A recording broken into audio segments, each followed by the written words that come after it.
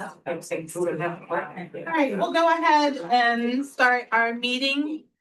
Just a couple of housekeeping before we move on. The meeting is being live streamed, so if you'd like to come back and reference it, we'll be posting it to the Board of Regents website at a later time. Also, for those who are unable to attend, they'll be able to look at it as well. And just be mindful of the microphones. So there will be time at the end for public comment as well. So we can go ahead and start. And Carlita, if you would like to call the roll, that'd be great. Sure. I apologize in advance if I mispronounced your name. Eddie Mesh. Ashley Jackson. Here. Dr. Brian Fuller. Here. Dr. Jeannie O'Rourke. Janine O'Rourke.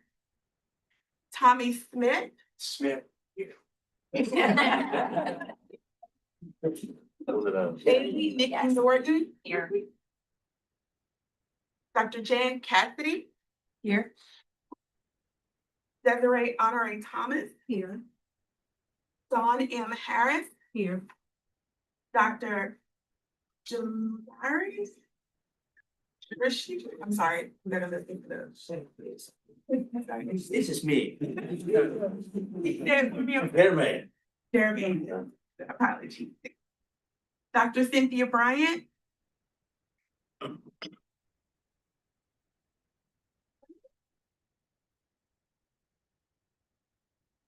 Gina Doucette. Here. Dr. Mark McLean. Present. Beth Elford. Here. Dr. Samuel Gladden. Here. Elizabeth Bentley Smith. Here. Kenneth Trey Roche. And Kenneth Henry Herbold. Here. And last, Keith Williams. Yeah, great. Thanks, Carlita. We have a quorum. So with that, I would like to ask everyone to go around the room and introduce yourselves so we all know who we're working with for the next couple of months.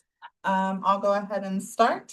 I'm Elizabeth Bentley Smith. I'm the Deputy Commissioner for Finance and Administration for the Board of Regents. I'm just simply hosting the meeting. I have no voting component on the task force, so I do want to make sure and clarify that. Dr. Fuller? Hi, I'm Brian Fuller. I work at Louisiana Tech University and I'm a College of Business faculty. Good morning, I'm Mark McLean. I'm representing LCTCS, Louisiana Community Technical College System Finance. My day job is Vice Chancellor Finance Administration and Strategic Initiatives at Fletcher Technical Community College in the Bayou region.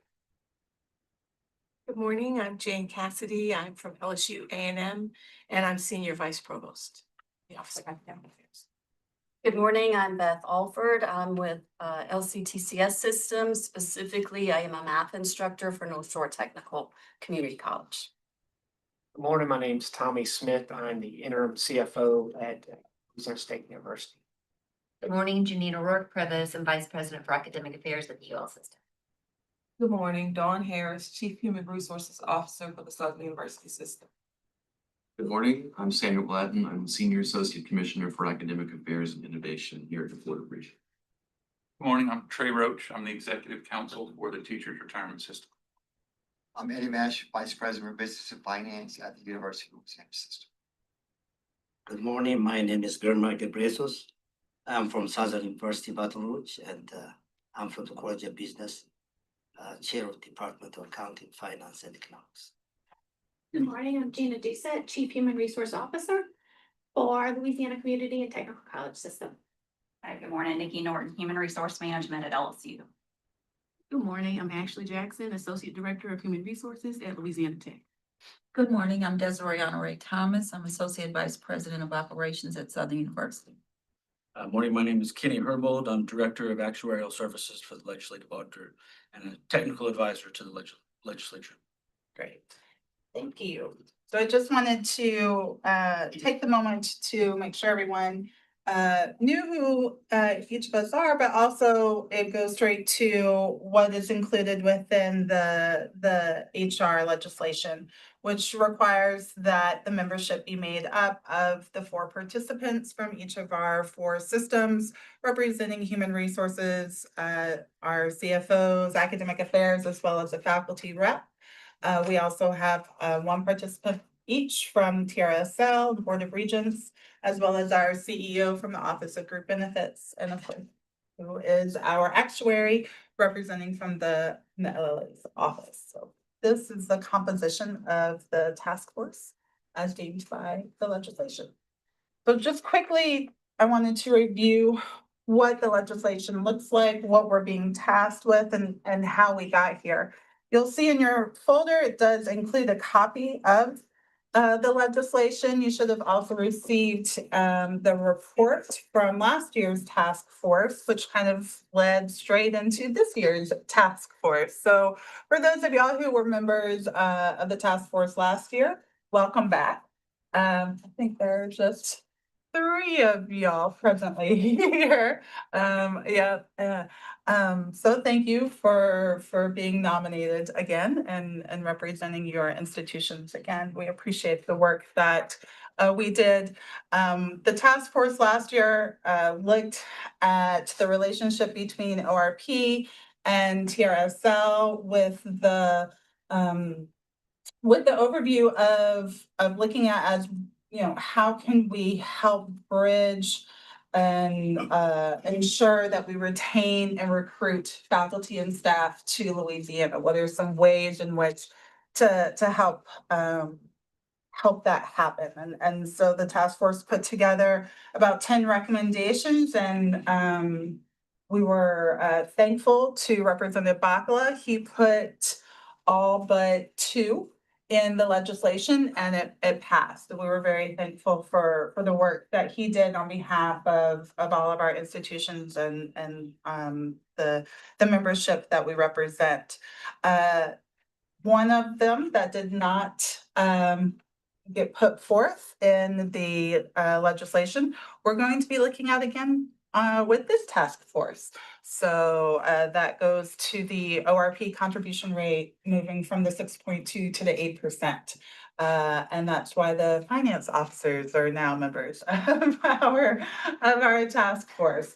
And actually, the only other piece of legislation that was not put forth in the House bill is actually this House resolution, which we were tasked with looking at phased retirement and its impact on our institutions. And again, with the purview of how can we help retain and recruit faculty and staff to Louisiana and keep them here. So that goes straight into our next slide, which the purpose of the resolution is to establish this task force. And we're looking at primarily phased retirement within Louisiana's post-secondary education institutions. Like I noted, last year, we had the House Resolution 169, which addressed the some recruitment and retention issues related to various retirement options and resulted in House Bill 24 being passed.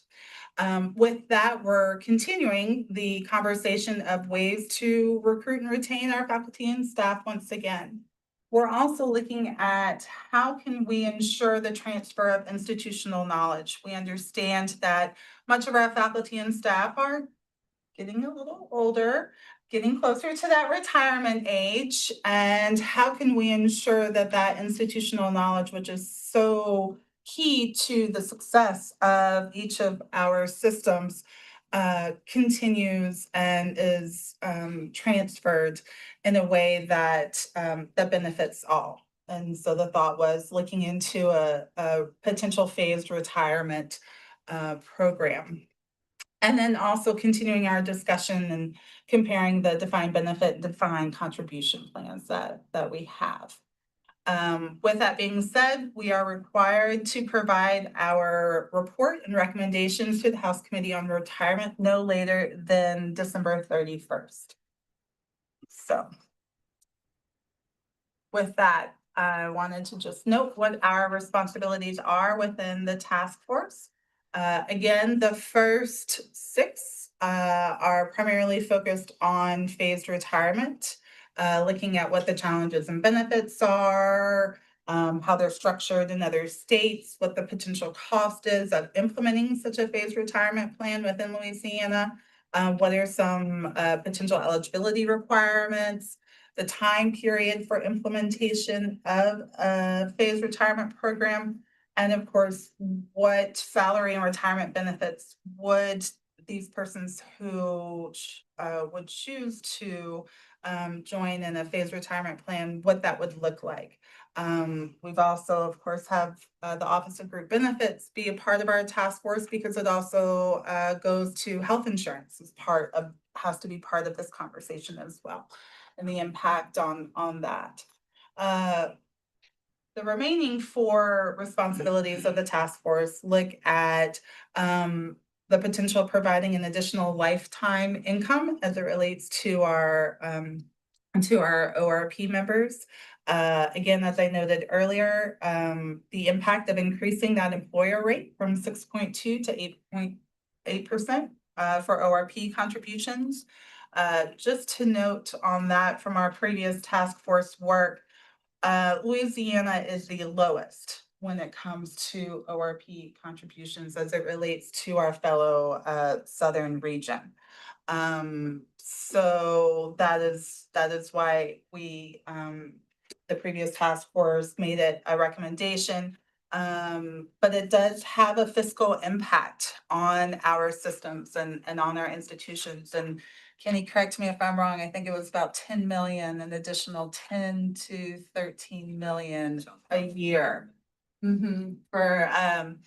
For what that impact will be across all four of our institutions as well as I'm sorry, as noted by making that increase. So that certainly has a fiscal note to it and requires, conversation.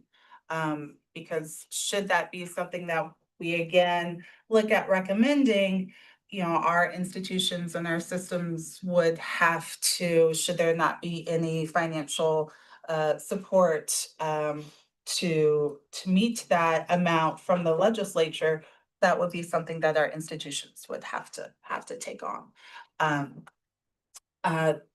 Number 9 is looking at changing that TRSL admin fee that is required by ORP members to the employer. So that once again would be a cost that our systems and institutions would have to take on.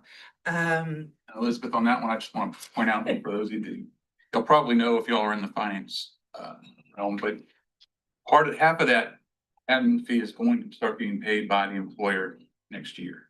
So fiscal year 27. Yeah.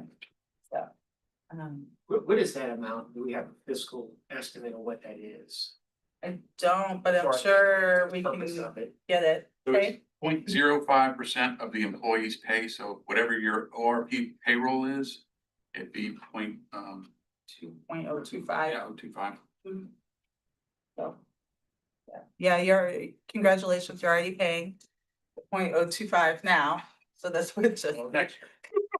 that would be the addition. So it's currently 0.05. Next year, institutions will pick up half.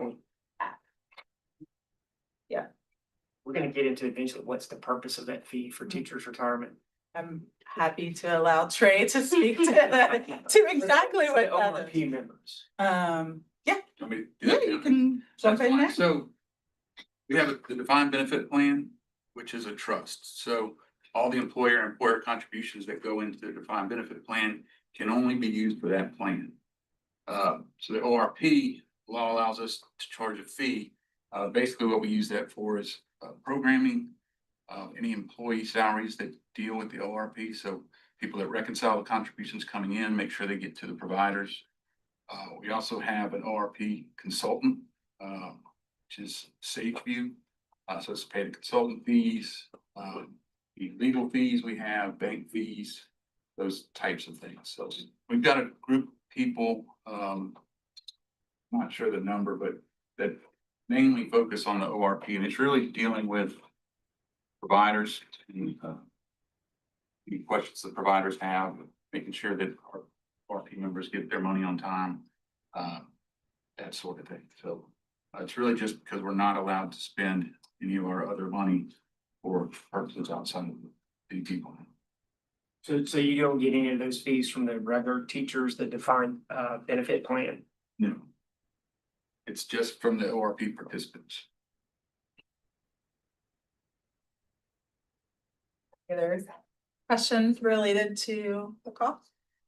Trey, I'm sure you'll go into more detail at another meeting. So if y'all do think of any questions, of course, please be sure to save them or send them on to Trey as needed. Number 10, our final task force responsibility is to discuss the impact of using accrued leave to enhance the participant's benefit. So some of y'all may also be familiar with Lasers plan. This is something that Lasers provides. It would be a discussion as to if this is something that one would work within the TRSL format. Any other questions before moving on as it relates to our responsibilities? So the next step on our list of things to do as tasked by the legislation is to elect a task force chair. So do we have any nominations? If not, do I need to appoint someone? This is hilarious. Okay. Let's see. Dr. McLean, would you like to be our task force chair? I just picked a name. I really did. I went to the middle. You were in the middle of the roster. Okay, wonderful.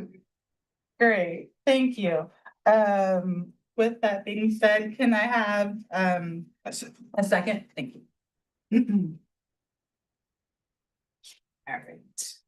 All right, so moving on. All right, so I just wanted to do a very quick overview of what is phased retirement, what it looks like, where we can see it. The short and long answer as it relates to phased retirement is that it's a work arrangement where eligible faculty members, and I used faculty because for the most part across the country, it is more geared toward our faculty members as they transition gradually from full-time to retirement. There's a reduction of their work hours, and they oftentimes receive a portion of their retirement benefits during this time period. I want to make one of the most overarching observations in doing some research on phased retirement plans is that they all look a little different. There's not one shoe that fits any of our states, which really is probably no surprise to anyone here in the room. With that being said, also institutions within each state may approach their phased retirement programs differently as well. So there's really a variety of different approaches that we can take when we're looking at phased retirement. With that being said, I've just put some typical observations. Most of the eligibility is based on age, anywhere between 60 to 65 years, and based on service at the institution. Sometimes they have to be invested for 5 years, sometimes 10, sometimes 20. So it really depends upon the different institutions and different state governments. Most commonly, it's anywhere between 1 to 5 years. So the phased retirement, they would register to move into that type of program. It would be about more often a 1 to 3 year phased program. So for example, since Dr. Tyrone is not here, should Dr. Tyrone choose to participate in the phased retirement, he would sign up for the program and would retire within a 3-year period of time.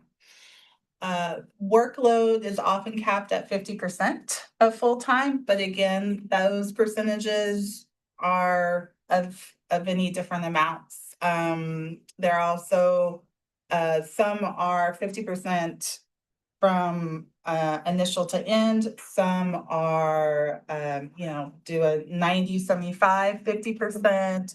So it really just, again, depends upon the institution and depends upon the state. Benefits, all of the institutions do continue to provide, and state governments do continue to provide health insurance, and retirement contributions for the most part are pretty common during this phased retirement plan. There's the expectation as well that they do receive, of course, a percentage of what their base salary is, or proportional to whatever their workload is. And finally, as I kind of noted, there is a contractual agreement related to any of these plans. Should a staff or faculty member choose to move forward within the phased retirement, there isn't a contract stating when they will start and when they will ultimately leave the institution and retire from the institution. That's pretty standard across all of them. So where would we see phased retirement plans? Well, the federal government has a phased retirement program. There are various state governments and higher education systems that provide it. I've given just a couple of states. At Illinois, it is agency specific, so that doesn't mean that every state agency provides a phased retirement program. Similarly with the federal government, law enforcement officers, our firefighters, our nuclear materials couriers are not able to participate in phased retirement. Air traffic controllers, you'll see most of the corrections members are not able to participate in the phased retirement plans that are dictated by the federal government. Similarly, the actions you'll see across the state governments as well. There are a couple of state governments where the state has it for the agencies, but not for the higher education systems or some of the universities. So both in California and Hawaii noted as such. So,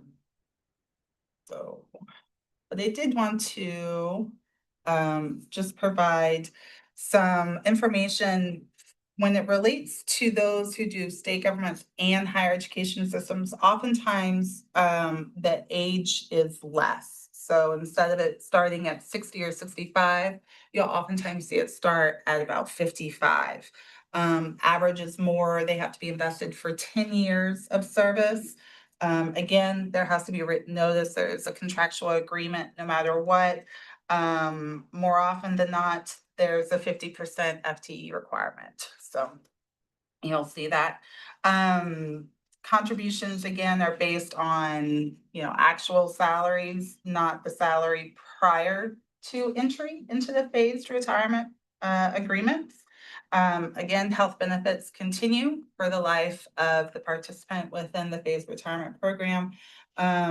And more often than not, they're able to participate in a longer period of time, that duration of up to 5 years, you'll see more often than not within higher education. A couple for note, there were a lot of caveats when it relates to the phased retirement plans and Social Security. Just want to make note that is not something that we as a state need to be concerned about. I'm sure everybody in this room is very aware of that. I also wanted to provide just a very, very brief listing of institutions that offer it. Within our state, you'll see that Loyola offers a phased retirement program. Tulane advertises it, but when we called them and asked for additional details, they actually said, no, we don't do that. So I'm not sure if we just got the wrong person on the phone. But I feel like the HR director would know if they offer that or not. And as you can see, it crosses both public institutions and private institutions. In California is a private institution. Some university systems, it's not across the entire system, as you'll see within the Indiana University. So, one regional university may offer it while main campus does not. It really crosses all platforms. All of this is to say is that our recommendations and how we choose and what we choose to look at is pretty open-ended when it comes to phased retirement, what it means for our systems and for our institutions. What the needs are, as we know, within our state are certainly going to be different than the needs of what you'll see just next door in Texas and across the country in, Connecticut or DC. So, anybody have any questions as it relates to phased retirement or thoughts or anything offhand? Shows limited examples, we would provide it with some of those and. Yes, Got it. so at our next meeting, we've asked Loyola to actually present how their program is structured.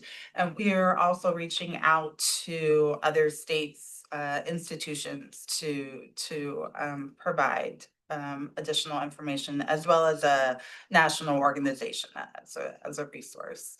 I am certainly not an expert in phased retirement.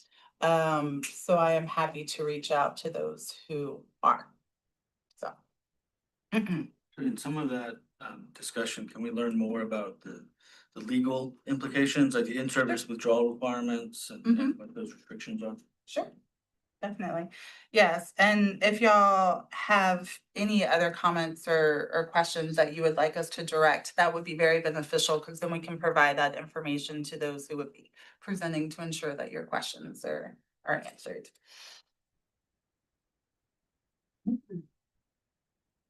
All right. So why would we want to have a phased retirement plan? Well, there are a couple of benefits that are noted across all of these institutions and state governments. One is reduced workload. Faculty can decrease their teaching, research, or admin responsibilities over a designated period.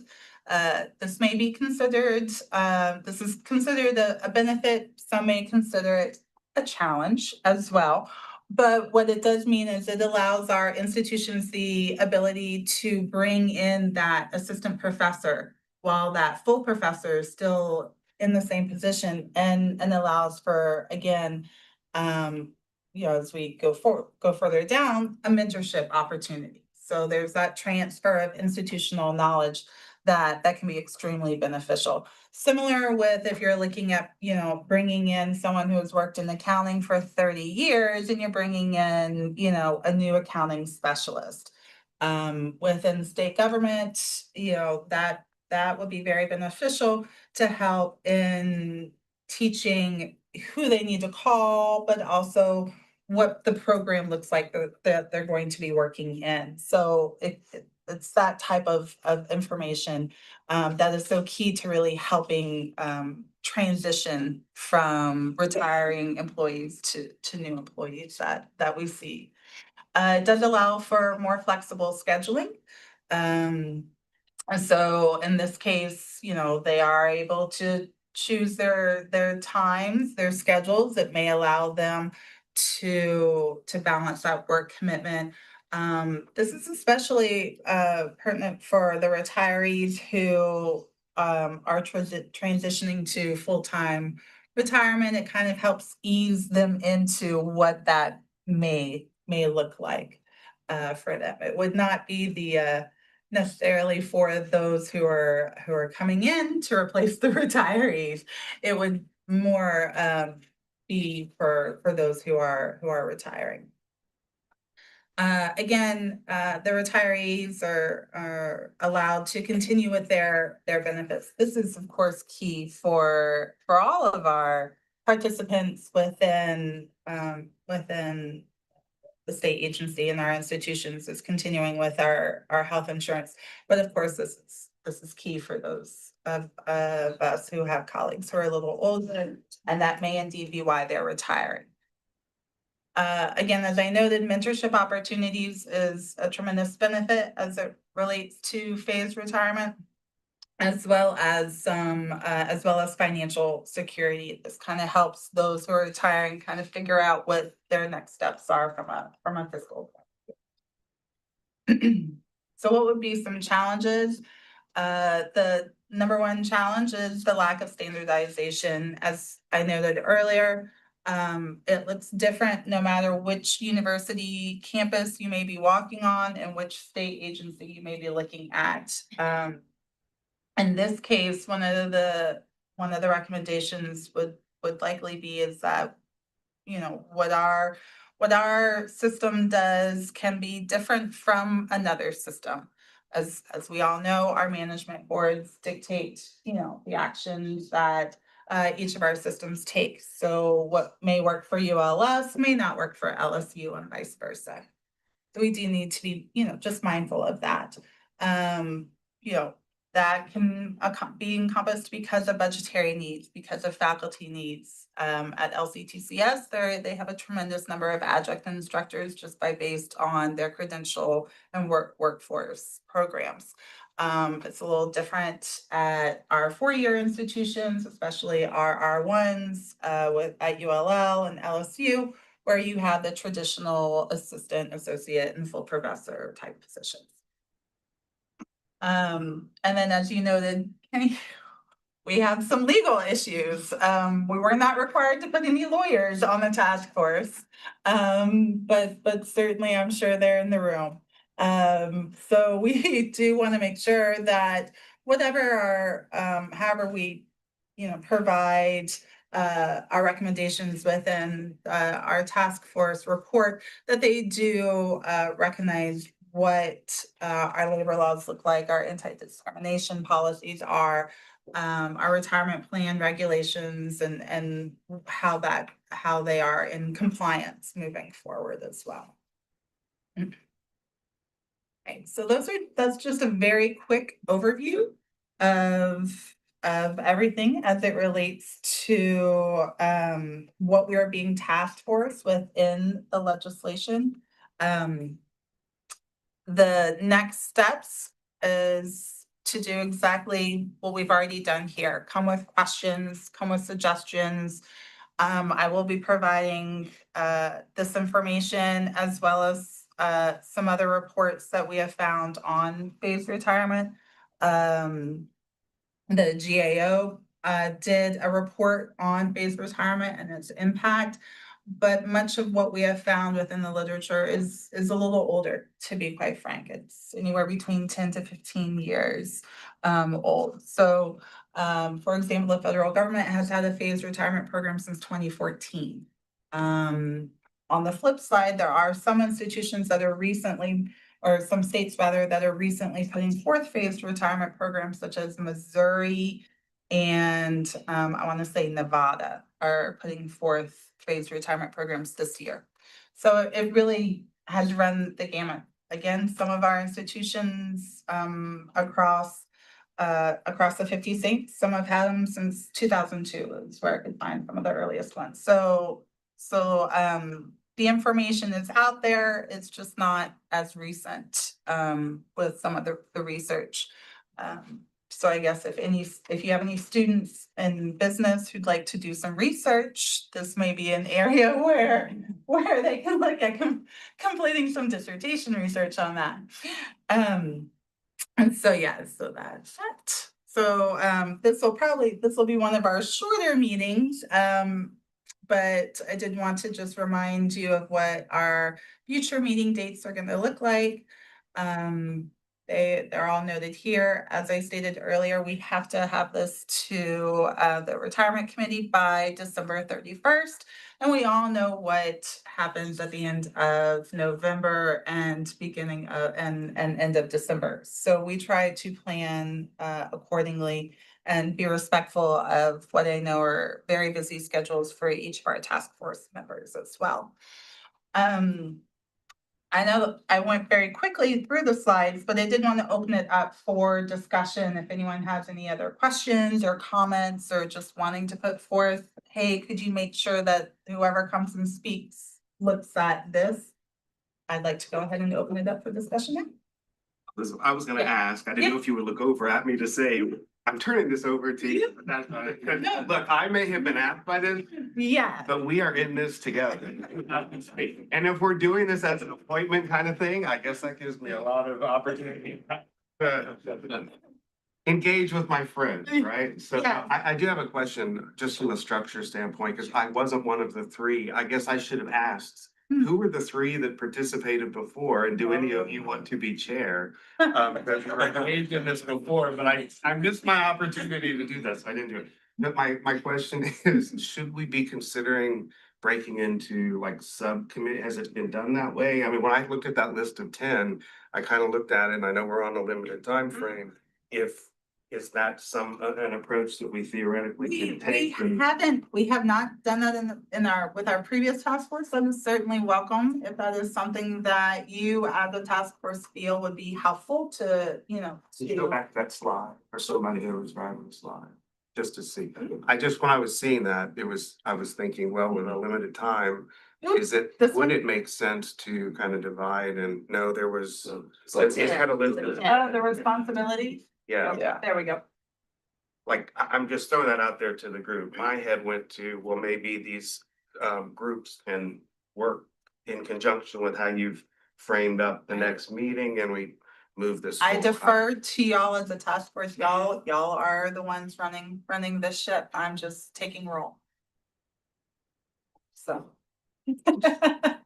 I'm seeing a finance component, I'm seeing an HR component, so there are pieces that perhaps, Yeah, I don't know. I will say in our previous task force, there was tremendous dialogue at each of our meetings. Okay. I would say for those of y'all who participated prior on our previous one, we spoke, I think, for the first 2 meetings within the solid almost 2.5 hours sometimes. Okay. So, very respectful, everyone brought to the table different ideas and we were able to use that to move forward. I would caution, the only caution I would make, in doing any splitting as to, oh, this is retirement or this is fiscal, is that really it's all retirement and it's all fiscal. So I wouldn't want to split up, with that, but again, Right. it is at your discretion. So I was on the previous task force. Oh, I didn't know if you were gonna let people know, Gina. It was extremely fun for all the voices to be heard together, because it really helped us learn the different perspectives. And then it was easier to get to the final product without having to come back and rehash what maybe a subgroup would have done. I think it actually saves time this way. Yeah, no, that's good. I appreciate that input. Again, I Check should what have you said nominated today. one of the 3 that would participate. From my perspective, it's really, what does higher ed want? And then can we fit that into the retirement system? 1, complying with tax law, and 2, controlling any cost to the system. Since, as y'all know, if there's a cost to the system, y'all are paying for it. So. And I think that's partially where my head went, which was, well, who will be preparing kind of the summary of the cost to the system, or so that when we're coming into this. So I think I probably should just pause this conversation, and we have next meeting, we see what information we have, then we go from there. That's exactly. So what we did, and Gina and Trey, y'all can support me on this, is by having that discourse and that dialogue, we were able to develop a draft report by, I believe, the third or fourth task force meeting. So we were able to put that out, everyone could review, take a look at it. We just were looking at recommendations at that time. And then we kind of drilled down into them a bit more during that meeting. People were able to come to the table with any concerns, questions, thoughts, what have you. And then after that meeting, the information was disseminated again to the task force members. So again, when we came back, I do believe we added a task force meeting at the end, an extra task force meeting, if I recall correctly, just because I think we had so many ideas that we wanted to make sure we tailored them appropriately. And so that, we certainly have the ability, if need be, to add another meeting. I'm sure everybody's like, no. But we The day after did do Thanksgiving that. is probably a good option. Exactly. Can you go back to the the topics for the next meeting? Based on that wonderful background.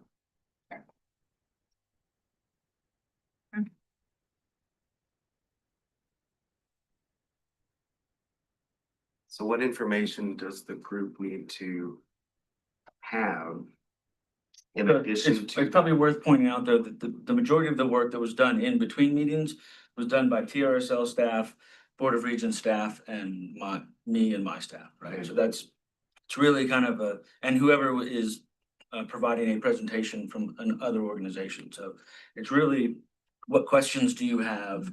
What do you want us to be looking at, right? As far as, things we've discussed already, or things that you're thinking about that we might need to be, that might take us some time, right? So fiscal impacts and actuarial scenarios are gonna take us a little You'll be time pulling to all that figure out. together and present. Yeah, I assume that'll fall to me and potentially the TRSL actuaries. Because I was gonna ask about putting names beside each of them. It sounds like it's a collective that will be presenting all that information. It is exactly that. My goal and again, what I put on here are certainly suggestions, but you guys are at the systems, you're at the institutions. What are the challenges that you're seeing? What do you want to talk about? What are specific to your system needs? Please tell me now so I can ensure that that is on our discussion list for our future meetings, and can ensure that if I need to reach out and have a guest speaker come in, that it meets your system needs, and it meets what your institution needs are. And that way we can, move forward in an appropriate direction. So Elizabeth, are we Yeah. constrained by the 10 items on there listed what our purpose is? You want to add to your list? Sure, the issue with our systems are we can't afford it. So I would like to, as we talked about yesterday, make a recommendation that as we go and pay off the UAL early, we take those funds and we could implement that pretty quickly if the state allows us to retain those funds to pay the cost of the new administrative fee and the cost of whatever else we got going from 6.2 to 8. Sure. All of those. Sure, so that. I would hope we would have that in a recommendation, otherwise we're out. Right. How we're gonna afford this, we don't have the funding right now to afford what we have, how we're gonna afford these new benefits. That is exactly, if you reference our previous task force, that's what we wrote into one of our recommendations, is we see that these funds are being made available, these would be an appropriate, we feel that this would be an appropriate use of these dollars. Of course, we are at the behest of the legislature.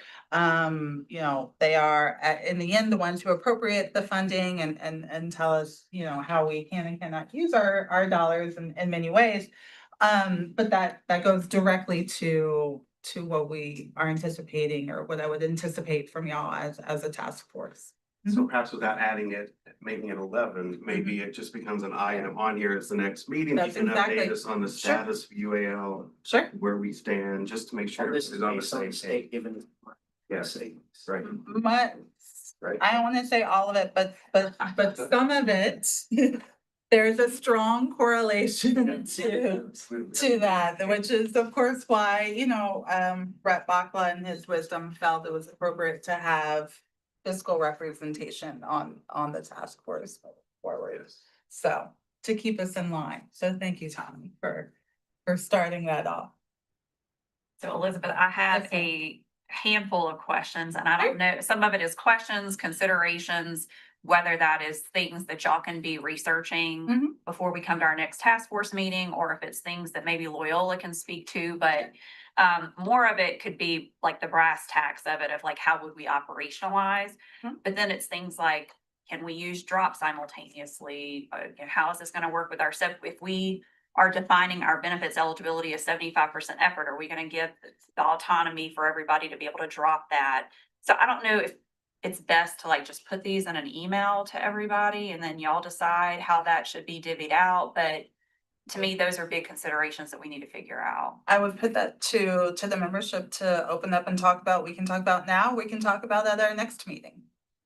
It's very welcoming. Every in question is a each good way. question that needs to be addressed. Exactly, you're in a room of educators, so there's Okay, no so it's- wrong question, right? Like I said, some of it's questions, some of it's considerations, and some of the things that I put on here were, I mean, are we gonna open this up to staff and faculty? Is it gonna be open to TRSL and ORP? Are we able to drop our benefits eligibility below the 75%? Is it going to impact health vesting if we drop their percentages? Does it have any impact on the retirement service credit? If we're reducing FTE, how are we gonna pay out leave? So are we paying it out at the full-time rate? Are we paying it out at the half-time rate? Can drop be used simultaneously? And then I don't know how many other systems grapple with this, but we have a lot of return folks. So figuring out, are we gonna allow this to be, if you take this incentive, this is a one and done, you're not able to return and be reemployed. You already addressed having a signed agreement and there being a defined term.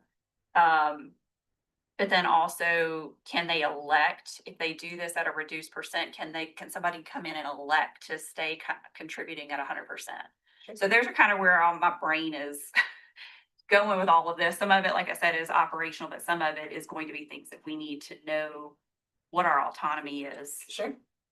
And I certainly don't want to talk over Trey, who's the expert in the room, when it comes to TRSL. But some of this would also be specific to your system. Your system, your management board may choose to only offer this for, one and not the other. So some of this, there is, when you talk about autonomy, that is specific to what your management board chooses to Nikki, move I don't forward see with. my system and your system having the same kind of. We have different kinds of employees. So I do believe that some of that would be system Specific. Yeah. I would see that as well. Now, the OGB part, right, the 75% effort, let's join forces and let's do that together. Yes. So those things we can meet and kind of discuss, like which ones do we think would be the same? Yeah, the overarching versus Correct. absolutely. Correct. And I think that's also where we need to tailor our conversation. What's going to work on behalf of all four systems? And then also putting aside, recognizing, okay, these are the items that each of our systems will need to determine and have approved by your management board. Those specifics may be different. For the insurance piece, that's during the legislative process, we added OGBs because we wanted to make sure they're at the table and can tell us what they can do. Yeah. Right. Exactly. So exactly, if Heath comes and he says, no, we can't do this at all. Okay, well, now we have an answer as it relates to health insurance. I will say from our research that we've done, I did not see an institution or a state where they didn't offer health insurance. So it went part and parcel together. Anybody else? Dr. Phillip? A couple of thoughts. The first is related to the 8%. Sure. based on some research that I've done, and I won't go beyond that. I'd like to know where that puts us, where that would put us in terms of other universities across the country in the South. Sure. Because if we're talking about retention, Mhm. I think where we fall on that is important. And the second thing, like Haley was, or Nikki, excuse me, was discussing brass tacks. I've noticed in some of my research that some of the universities that I looked at, it wasn't a guarantee that you could elect to do this. Correct. So it was implemented in terms of the unit heads. It had to be some discussion. They made the decision whether you could take that option or not. And that, I think, could be a big difference across systems because we have different employees. But if we're getting to a cost sensitive type of discussion, I can see where not a lot of faculty members would be actually taking that because they would be prevented from taking that because cost wise, it's a whole lot cheaper to hire an adjunct. So the case for them having institutional knowledge or some specific contribution beyond that, I think would make a difference. So that would be one way I could see spending less at the state level than we might otherwise would. So I think that's something we should discuss. Could I add on that, on the 8%, just the genesis of the 8%, like where did that number itself come from? What was the? Well, I believe the task force didn't want to be too greedy. It just felt good. But Settled also, match. yeah, there's a match. Yes, the employees contribute 8, so we settle on a match. And maybe you can send out Keith's presentation from last year. Yeah, I'm happy to do that. We had someone from the National Association of State Retirement Administrators present their findings on what various ORPs, basically in the southeastern region, and what they typically pay. So those, we have those numbers.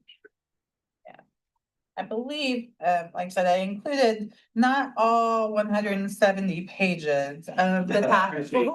When I opened it, I thought.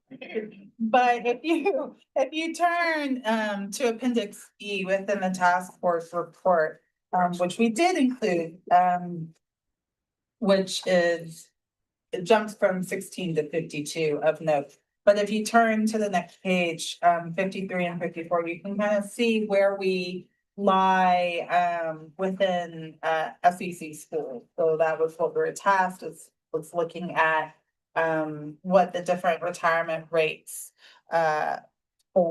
were within our Southern colleagues.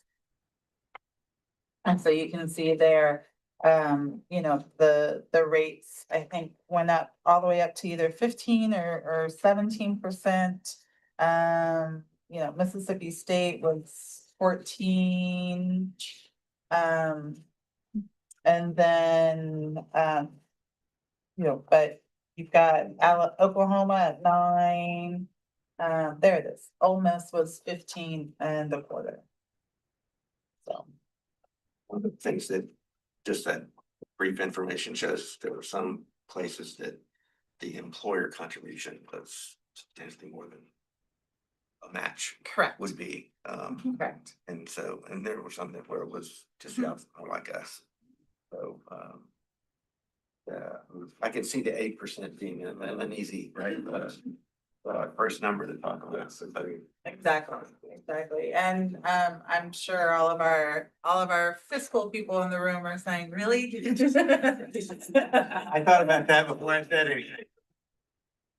We have to find how much money? It's a safe place. We can also. It is a safe, it is very much that type. But that's The talent. That's what we are. Well, and again, you know, keeping in mind that all of this is within, you know, recruitment and retention strategies for Louisiana higher education. And that's what we really are, you know, wanting to focus on. And again, what what concerned Rep. Bacala and pushing forward for this task force and continuing the work that was done prior to this as well. And so why didn't it go full? Like, what was you said, wasn't It picked was, up. So it what was, the legislature was unable to fund.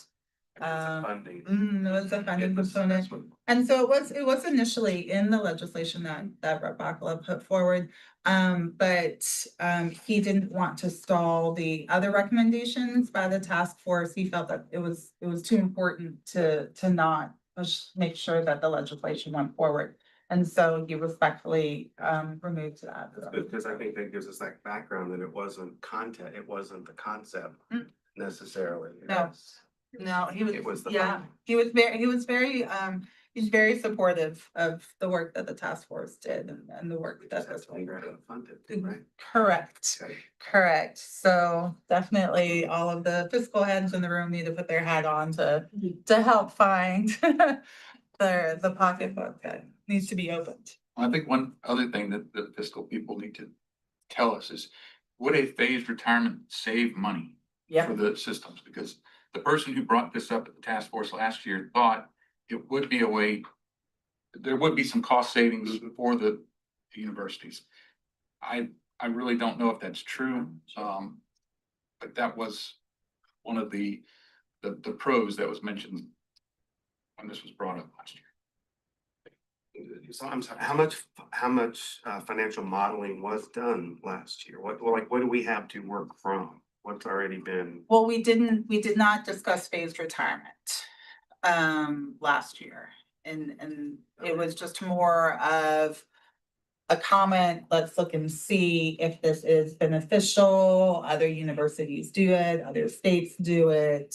It was born from that type of dialogue. You got a lot of financial modeling, I guess. I looked at actuary, a lot of stuff to do to pull this up so we can understand what that would look like.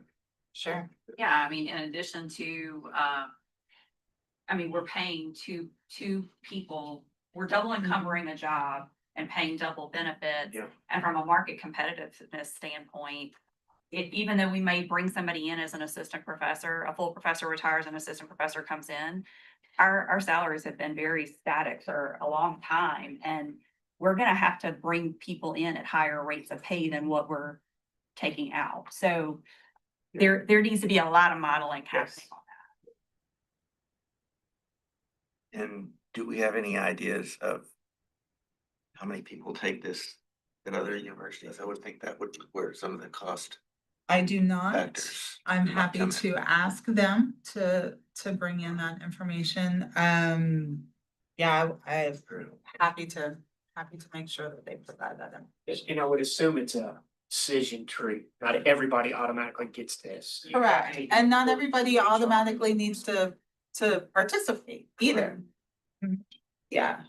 Were there any reports done previously about what we think our numbers are right now by system? Like how many are retirement eligible right now or approaching retirement eligibility? We can get that from our HR members in the room. They can certainly provide that. You just gave yourself work to do. Yeah, I just didn't know if it had been done previously, but I mean, that's a logical first step in order to know what our liability is here. Sure, and I think probably those who are retirement eligible within 5 to 10 years as well, so that we can, fiscally plan. Elizabeth, y'all don't run that off of the employee database we sent you? Don't we have years of service and retirement systems on there identified? We would prefer to get it from y'all directly in this case, but thank you, Tommy. But right the session every year. That's right. Thank you for adding to my list of things to do. That collective, putting all of this together. No, I mean, we do pull it, but again, when y'all put in the information, it's whatever it looks like at that moment in time. Y'all may have more up-to-date information that we don't have. See how I did that? It changes every Once you day. do it, we'll validate. Yeah. Right, exactly. Thank you. But I do think that would be a good stepping point and very helpful in moving forward with the discourse. And Sorry. to No, interrupt again. don't apologize, please. But Nikki's point about the trade-off, I know in our college, we can't come close to replacing a senior faculty member with an assistant, because the assistants makes substantially more Mhm. than the senior professors do. So it's nowhere close. So, and I don't know to what extent that happens in other colleges, because every college is different. So. Yeah, and we also recognize, you know, what, it's a very good point, you know, what's going on within the College of Business is different from what's going on in College of Humanities. You know, I mean, the starting salary for, you know, assistant professor in history is substantially less than the starting salary for an assistant professor in engineering or in business. And that is also part and parcel to the conversation as well.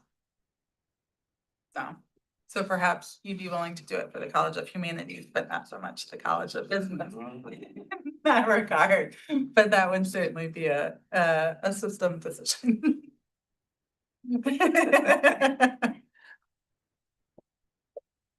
Yes, sir. About the staff as well, you know. Mhm. So does that one include on the staff, but because we're now talking about the faculty only? Correct. We can open it for that conversation as well, and I think that has to be part of the conversation as well. I think the concept of behind, you know, phased retirement, the significance of it is that institutional knowledge transfer and that mentorship transfer. And that's certainly just as important within staff recruitment and retention as it may be for faculty. So having that as a discussion point is, I think, very important to what we're looking for as a task force. Because I didn't see anything in the legislation that excluded. It did staff not. or included. So, No. my assumption was that it was. all It was the above open. For discussion. Correct, and you know, depending upon the different institutions within your systems, they may be recognized differently. For example, you know, within the ag centers, that's our Southern and LSU system, as well as Pennington and the health science centers. You know, they may be noted differently than certainly what we would see within the traditional 4-year institutions within the UL system. So the analysis will include all employees. It would, I think that is something that needs to be discussed. It can, you know, may not end up as a final recommendation. But at least we would have the data. But I just wanted think to make having sure that analysis information will is important. And also in addition to that one, we have also faculty who are tenure and tenure track, right? We have also instructors, right? We have been on, say, teaching for a long period, so I don't know, I mean, how are we going to set up in the world, who will qualify and who not? And again, I think that all has to be part of the discourse and goes to exactly what Nikki was saying. It may be more, one system may include just the traditional assistant, associate, and full professor positions and not include staff. One, you know, LCTCS may look at those instructors and who they've had on contract for multiple years may also need to be part. And then it also goes to, you know, it can run the gamut.